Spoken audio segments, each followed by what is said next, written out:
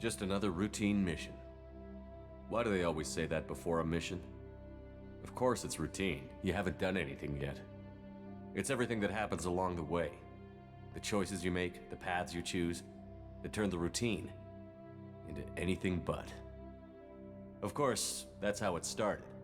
A routine mission, answering a distress call. And look where that got me. We were testing out the Normandy, Captain Anderson's new ship, when the distress call came in. An Alliance patrol on Eden Prime had been attacked. They'd seen something they couldn't explain. And whatever it was massive. I hit the ground with my lieutenant, Caden Olenko. A good kid, loyal, by the book, with a talent for biotics. We came across the lone survivor of the patrol, Gunnery Chief Ashley Williams. A soldier to the core. Tough, disciplined, ready to take on whatever came her way. Ashley joined up with us and took us to the spot where she lost her squad. That's when we saw it. The ship. Like nothing I'd ever seen. It was massive, scorching the colony and everything around it as it blasted away. We followed the path of destruction to an artifact, a beacon left by a long-dead race called the Protheans. The colony had dug it up, and whoever attacked them had tried to take it. Chief Williams made the mistake of getting too close. It hit her with some type of energy. I grabbed her and threw her out of the way. That's when it hit me. Hard. Every muscle in my body went rigid. I couldn't move, could barely breathe. Everything went black. And then I saw something. A vision. Dream. A nightmare. By the time I woke up, we were halfway to the Citadel on our way to meet the Council. I was expected to explain what I'd seen. Anderson came along. So did Adina, our political representative on the Citadel. With those two heavyweights, it seemed reasonable we could persuade the Council that the ship we'd seen was a potential threat, as was the individual behind the attacks. The main suspect for the Eden Prime massacre was a Turian Spectre named Saren. He'd been seen by one of the survivors from the colony at Eden Prime, and there was some evidence to suggest that the ship was connected to Saren. But even Adina's pointed accusations weren't enough to convince the Council. They just couldn't believe one of their chosen elite Spectres could be guilty of something like that. They needed proof, which meant I needed proof. Fortunately, I wasn't alone in my search. Garrus, another Turian, wanted to help. A top agent for Citadel Security. Despite orders from his superiors that he shouldn't get involved, he told me he was suspicious of Saren, and he had some useful leads. More importantly, he was willing to share them. That led me to Rex, the biggest, nastiest-looking Krogan bounty hunter I'd ever seen. He turned out to be more than just a brute. It was his intel that led to a fugitive with incriminating evidence on Saren. The fugitive turned out to be an energetic little Quarian named Tali. A tech expert with a knack for hacking, she'd procured some information on Saren. Evidence that proved Saren was dirty.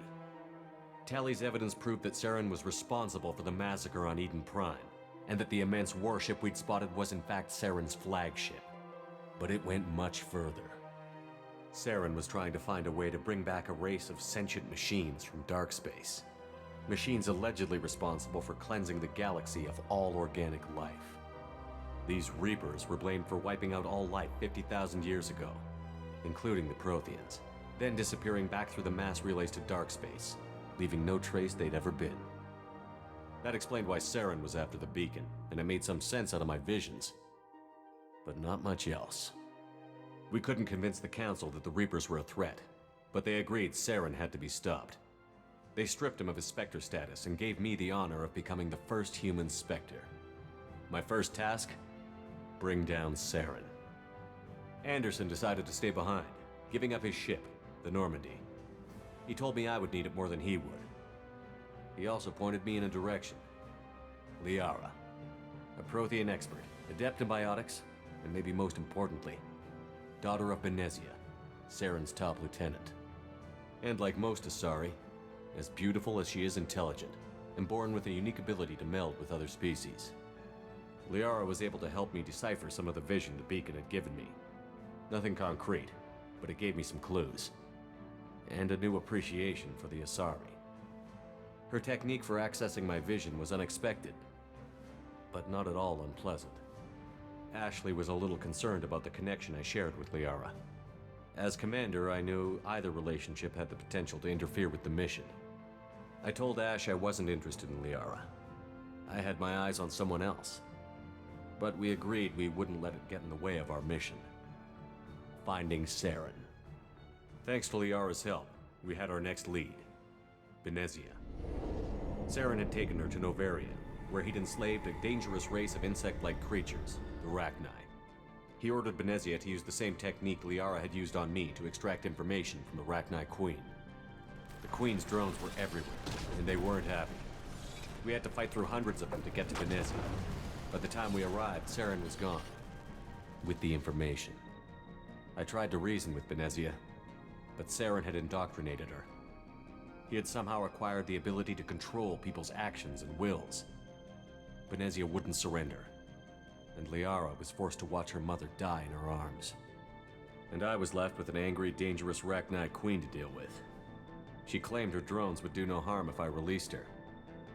But the Rachni had terrorized the galaxy before. I couldn't do it. I wouldn't doom an entire species for past sins. And the Queen was true to her word. She left and took her army of drones with her.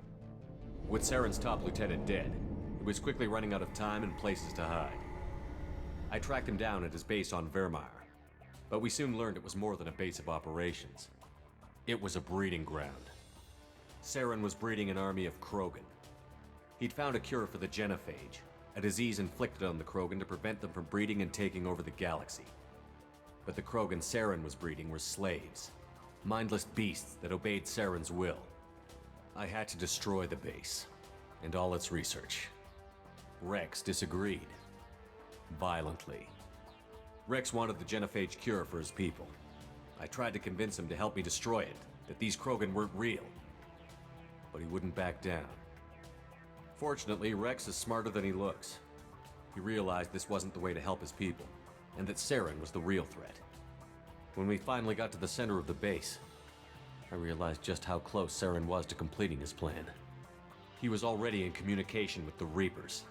Sovereign, Saren's flagship we'd all assumed was just a ship, was a Reaper. It spoke to me, threatened me. I could feel the menace it had for every living thing. It wanted me dead. It wanted us all dead.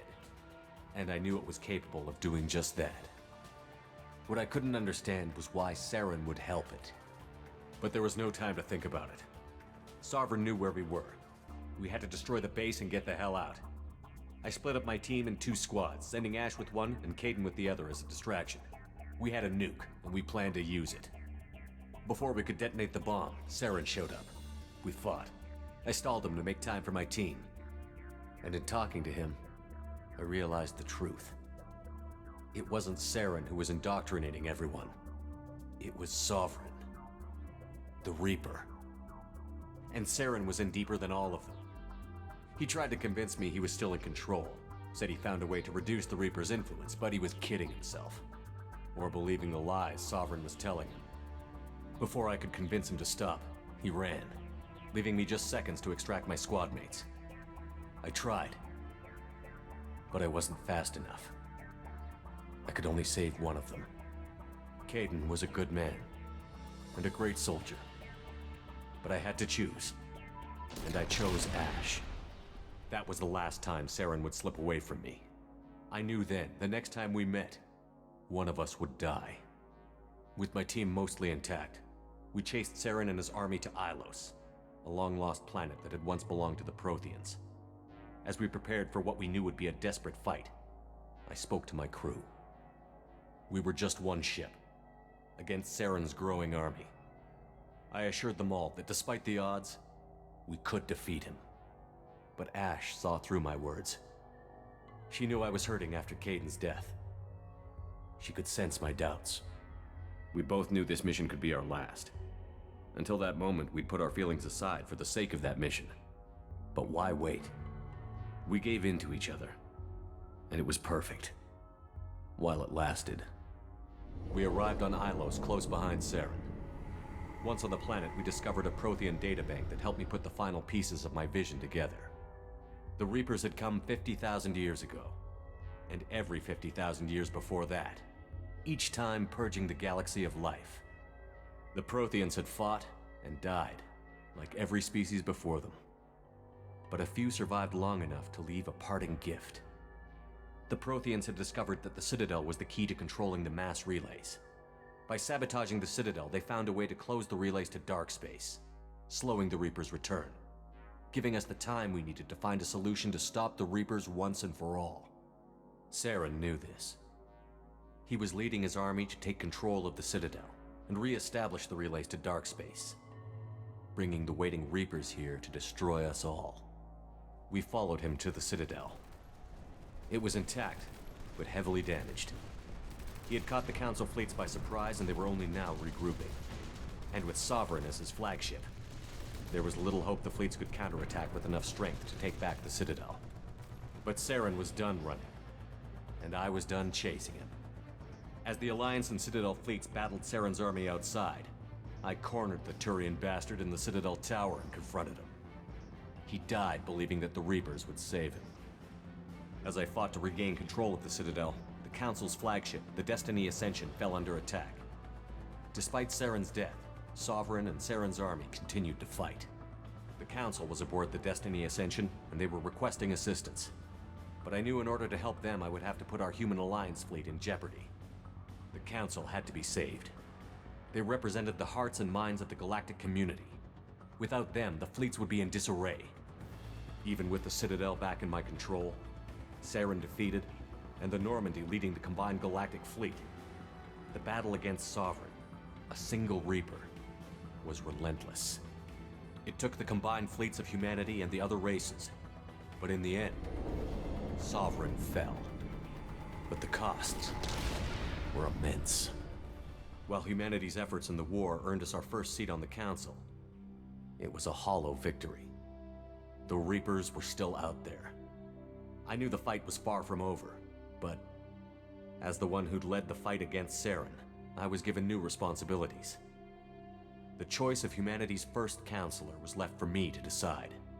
On the one hand, Udina, the lifetime politician. Ruthless and ambitious, he would easily navigate the political landmines that would soon be put in front of him. The other choice, Captain Anderson, the career soldier. Tough but fair, but a friend, and someone I could trust. Both great leaders in their own right. Anderson didn't want the job, which was a sure sign he'd be perfect for it. No ambition to get in the way. The war was over. The threat had passed. In time, the Council would rebuild itself. The Citadel could be repaired. Even the pain of lost friends would fade. But none of that mattered if the Reapers were still out there. And if they were all as powerful as Sovereign, we had to find a way to stop them.